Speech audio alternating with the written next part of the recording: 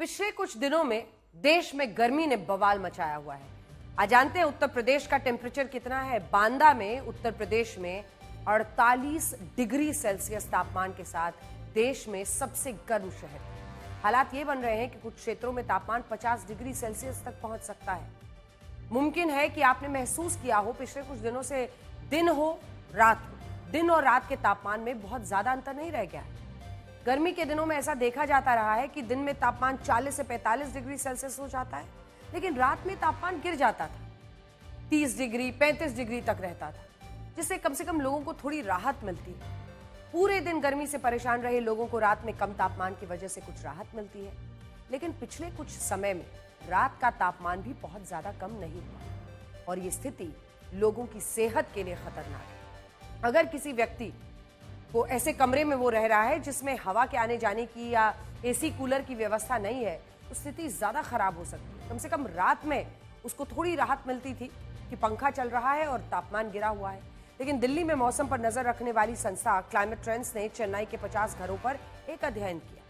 मध्यम निम्न आय वर्ग लोगों के घरों का तापमान 32 डिग्री सेल्सियस से ज्यादा था। कई बार रात का तापमान 35 डिग्री सेल्सियस से भी ऊपर चला जाता था, जो शहर में दिन के अधिकतम तापमान जैसा ही था। यानी घरों में रहने वाले लोगों को बाहर के तापमान से बहुत ज्यादा राहत नहीं है, यहां तक कि रात के समय में भी नहीं है। एक रिपोर्ट के मुताबिक साल 1901 से 2018 के बीच भारत का औसतन जो तापमान है वो 0.7 डिग्री सेल्सियस तक बढ़ चुका है। गर्मी से लोग त्राहिमाम कर रहे हैं। साल 1986 से 2015 के बीच साल के सबसे गर्म दिन का तापमान लगभग 0.67 डिग्री सेल्सियस बढ़ा है, जबकि रात का तापमान बढ़ा है 0.8 डिग्री, यानी रात का तापमान ज्यादा बढ़ा है। इस रिपोर्ट में बताया गया है कि इस सदी के अंत तक दिन का तापमान 4.7 डिग्री सेल्सियस तक और रात का तापमान 5.5 डिग्री सेल्सियस तक बढ़ सकता है। शहरों में यह समस्या ज्यादा गंभीर है। शहरी इलाके अर्बन हीट आइलैंड इफेक्ट से पीड़ित है। कंक्रीट की इमारतें, सड़कें पूरे दिन गर्मी सोखती हैं, जिससे रात के समय में भी गर्मी बनी रहती है। बहुत से घरों में वेंटिलेशन नहीं होता है, कूलर या एयर कंडीशनर्स नहीं होते, गर्मी से कोई राहत नहीं मिलती। देश के 30 करोड़ परिवारों में केवल 8% के पास यानी देश के 2 करोड़ 40 लाख घरों में एयर कंडीशनर्स है। हालांकि भारत में एयर कंडीशनर मार्केट बहुत तेजी से बढ़ रहा है। पूरी दुनिया में पिछले साल 17 करोड़ एयर कंडीशनर्स बिके थे, जिसमें से 9 करोड़ चाइना में और 1 करोड़ 20 लाख एसी भारत में खरीदे गए।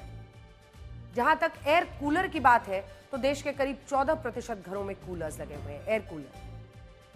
हालांकि अनुमान है कि 2025-26 में देश के करीब 30% घरों में गर्मी से निपटने के लिए एसी या कूलर में से एक जरूर है। हालांकि लगभग हर साल गर्मी अब इस देश में नए रिकॉर्ड बनाती है। कुछ वर्ष तो ऐसे रहे हैं जब गर्मी ने लोगों को बेचैन कर दिया है, जान पर बनाई है। साल 2016 में राजस्थान फलौदी का तापमान 51 डिग्री सेल्सियस पहुंच गया था। साल 2019 में राजस्थान के चुरू में तापमान 50.8 डिग्री सेल्सियस था। साल 1956 में अलवर का तापमान 50.6 डिग्री सेल्सियस था। साल 2024 में राजस्थान के फलौदी में एक बार फिर तापमान 50 डिग्री पहुंच गया। बांदा में उत्तर प्रदेश में फिर देखिए साल 2022 में तापमान 49 डिग्री 49 डिग्री पहुंचा। भीषण गर्मी, और इस भीषण गर्मी से परेशान जनता एसी, कूलर, पंखे का इस्तेमाल ज्यादा कर रही है और बिजली की खपत रिकॉर्ड स्तर पर बढ़ी है। और इससे एक नई समस्या खड़ी हो गई है और वो बिजली की कटौती है। हम आपको देश के अलग अलग राज्यों में बिजली की कटौती पर अपनी एक रिपोर्ट दिखाते हैं।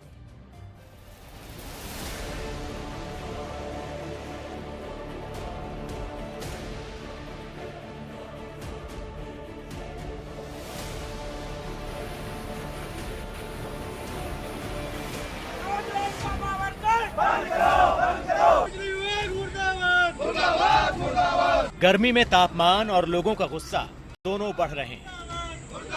40 से 45 डिग्री सेल्सियस तक और कहीं कहीं तो 48 डिग्री सेल्सियस तक की गर्मी झेल रहे लोगों को कूलर, पंखे और एसी से कुछ राहत मिलती है।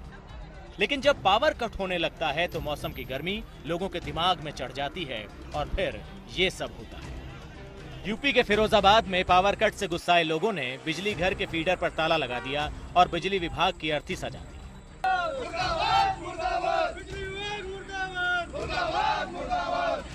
लखनऊ और कानपुर में भी लोगों ने जबरदस्त प्रदर्शन किया।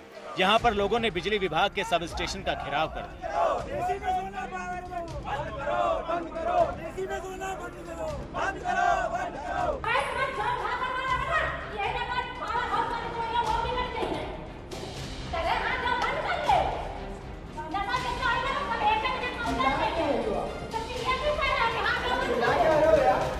एमडी को मैंने कहा था कि बिजली की समस्या की अतिरिक्त एडवांस तैयारी कर ली जाए, क्योंकि मुझे पता है कि प्रतिवर्ष ये बिजली की समस्या लोकल फॉल्ट की वजह से कुछ ज़्यादा हो जाती है। हम गोविंद नगर विधानसभा क्षेत्र की बात करें तो यहाँ पर बहुत ज़्यादा बिजली की फॉल्ट और कटौती। मेरठ में भी यही हाल है। यहाँ भी बिजली कटौती से लोग परेशान हैं। यहाँ के लोगों ने मेरठ के मेयर आवास का घेराव कर दिया। भयंकर गर्मी के इस मौसम में बिजली कटौती की समस्या इसलिए बढ़ी क्योंकि बिजली की डिमांड रिकॉर्ड तोड़ रही है।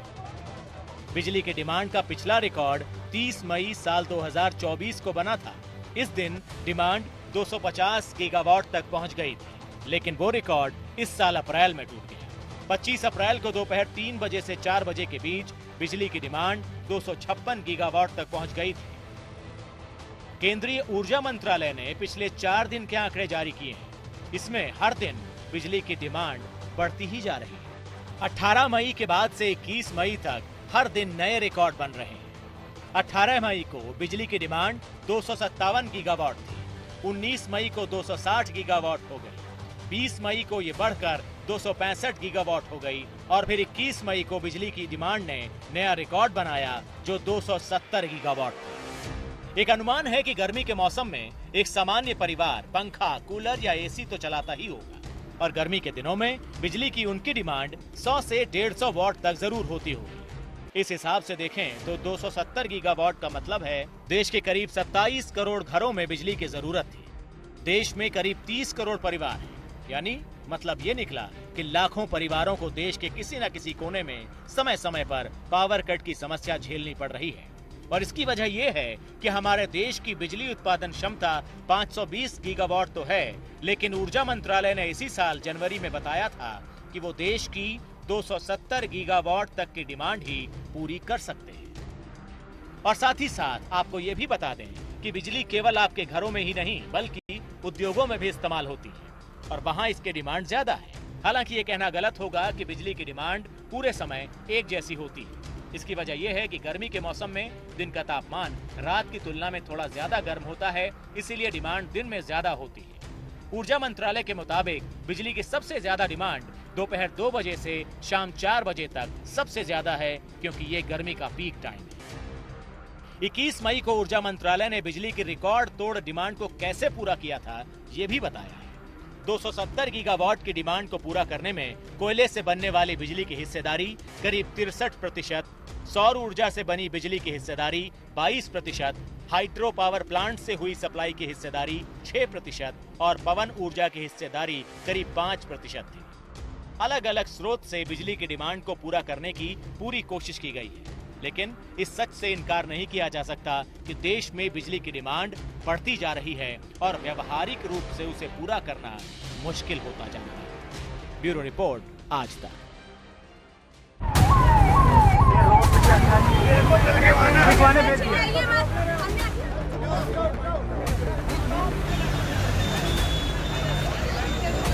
बिजली कटौती की ये समस्या यूपी के बड़े शहरों और बड़े जिलों तक ही सीमित नहीं है, बल्कि हर इलाके में यही हाल है।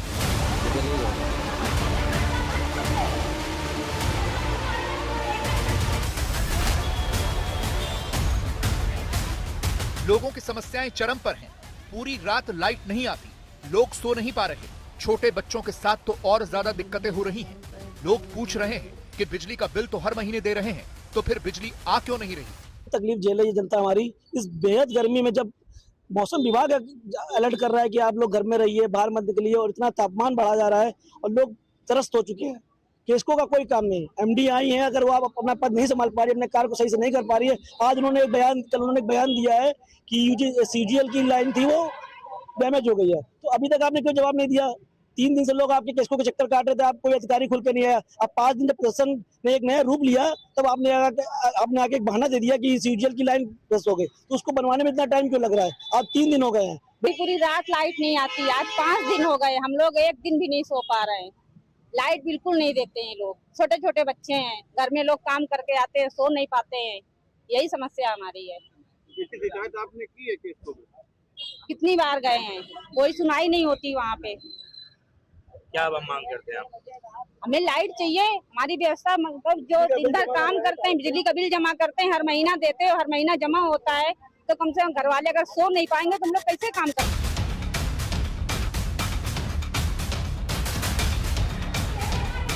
लखनऊ में तो बिजली का ये हाल है कि यहाँ अस्पतालों की भी बिजली गुल हो गई है। ये लखनऊ के दुबग्गा का एक प्राइवेट हॉस्पिटल है, जहाँ प्राइवेट वार्ड में मरीज भर्ती हैं, लेकिन बिजली नहीं है। लखनऊ ही नहीं, पूरे प्रदेश में इस वक्त हीट वेव है। 45 के पार कई जिलों का टेम्परेचर है। ऐसे में बिजली समस्या बढ़ी और लखनऊ का एक प्राइवेट अस्पताल, यहां की तस्वीरें आप अगर देखें तो खुद तस्वीरें देखें, खुद समझें और खुद जायजा लें।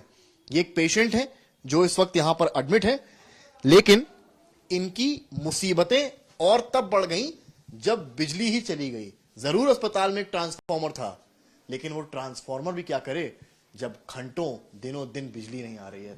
पंखा दिखाएं, ये पंखा लगाया तो गया था पेशेंट की मदद के लिए, उसको सहूलियत देने के लिए। एक बढ़िया सा प्राइवेट वार्ड भी आपको दिखा दें, ये बनाया था कि पेशेंट को सहूलियत मिलेगी, लेकिन क्या सहूलियत जब पंखे ही बंद हैं और पेशेंट यहां मजबूर है।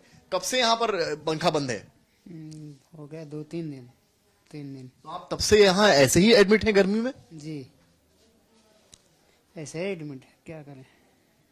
परेशानी हो रही है? जी, गर्मी हो रही है ना बहुत।